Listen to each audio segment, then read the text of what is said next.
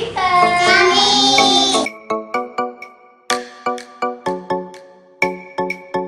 PAUD Islam Terpadu Bismillah beralamat Jalan Kampus Unsam, Kelurahan Meranti Tengah, Kota Langsa. PAUD IT Bismillah berupaya mewujudkan generasi berkarakter berlian.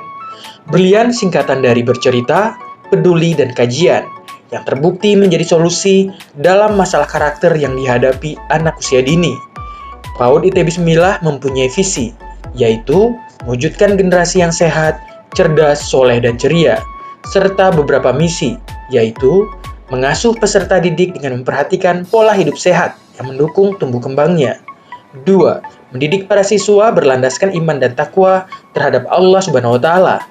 3. Membentuk karakter positif yang dimiliki siswa sesuai dengan potensi masing-masing peserta didik. 4. Mewujudkan lingkungan belajar yang aktif, kreatif, dan inovatif dengan nuansa yang islami.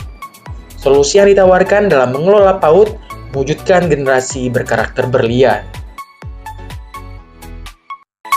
Berlian adalah solusi komprehensif melibatkan guru, anak, dan orang tua demi masa depan generasi bangsa yang berkarakter.